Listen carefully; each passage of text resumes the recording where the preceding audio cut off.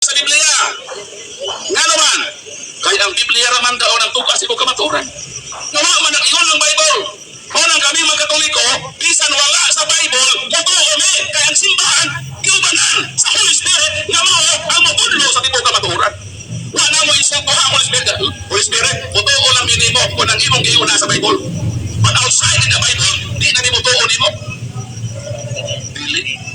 Kaya naman, Episo 3:10, pinaagi sa simbahan, mahibayan sa kalibutan ang kaalam sa Diyos.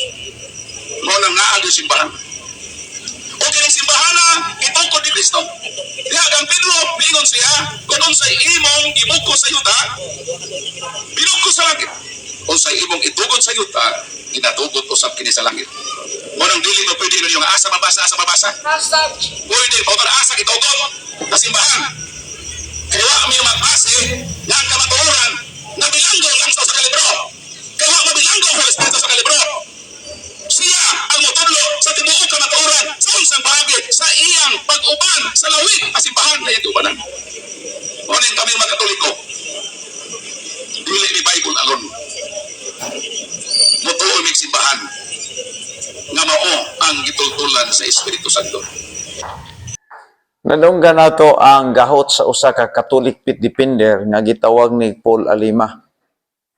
O iyang gipahayag nga dili sila mutuo og Bible.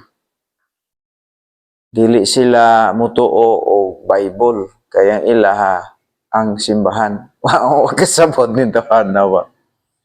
Guys, ingon ana ang nahitabo karon sa mga Katolisismo nga tinuod, dili sila angayan mo tuog Biblia, kaya di pang sila magitagaan sa Biblia. Na? Right, may punto siya nga di siya mo tuog Biblia, ang iyang tuuhan ang iyahako ng simbahan, pero wrong na siyang interpretation, guys. Kay sa ilang magong pagsabot nga ang simbahan mo'y una, ulahi ang pulong sa Diyos. Muna nga ilang palabihon ang kining ilaha ko nung simbahan. Pero absolutely guys, dili na siya simbahan. Relihiyon na siya. May dako na lang po ng rason nga moingon ana siya pagsultugan, pagsulti no, kay dili magyud sila gyud mo itinud anay nga tag-iya sa Biblia. Ang tag-iya sa Biblia, ang Ginoo, unya, iyan ning gipasulat siyang mga apostol. Katong iyang mga apostol, mga bautismado man tughurot ni John the Baptist. Puro to bautismado og hurot ni John the Baptist. Muna ingon ang 27 books sa New Testament, puro sila sulat sa mga Baptist. Bumito nang ang Baptist exposed kaayo sa Scripture. Di lang ta manghilabot anang karaang tugon, guys. During the time, ang karaang tugon, gisulat man na sa mga prophets nga mga Israelite. Pero kining New Testament, guys, gihatag ni Ginoo sa simbahan. Simbahan mo'y gitagaan ani. Mao na nga ang simbahan nga iya sa Ginoo, ang tanang doktrina diri naa diri nakatagtag sa Biblia. Mao na nga outside na kay sa Bible, dili na nato natuuhan. Ang tuuhan sa simbahan kanang naa diha giladlad sa Biblia.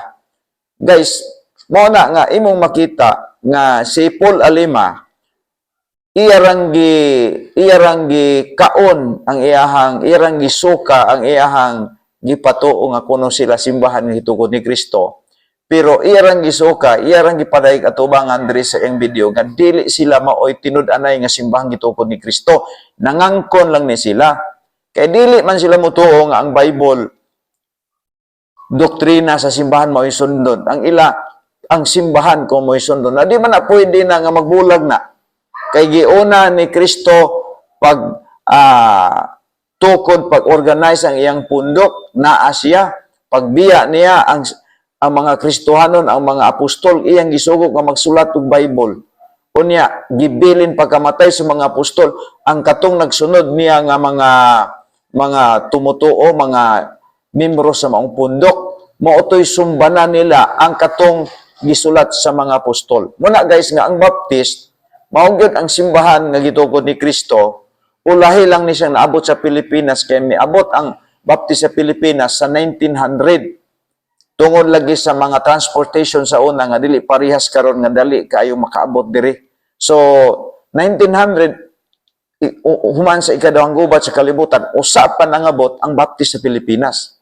Pero kini sila naabot sa Pilipinas kining relihiyon nga gidala ni Paul Alima karon nga Katoliko, dala ni Ferdinand Magellan, dala sa mga katsila nga didto nakakunik ni Constantino nga maoy tinud anay nga founder sa ilang relihiyon. So muna nga walay kaluwasan diya sa Katoliko, walay kaluwasan nga gitulo sa Katoliko, kaya ang ilang kaluwasan kana guys nga para impyerno. So tanan nga doktrina sa Katoliko, walay maluwas nga membro sa Katoliko bisan usa guys. Kaya muna ang tinud-anay nga pagka-istorya lang. Kung gusto mo sa kaluwasang sigurado, ari mo sa Baptist.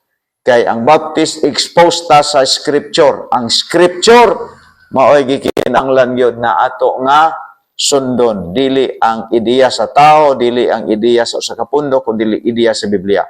Okay? So si Pedro mo'y unang pastor sa Baptist. Dili kay mo na ila ba nang kunon nga ila kunong pop. Wa mo maulaw, wa mo gabae, babae. Oh my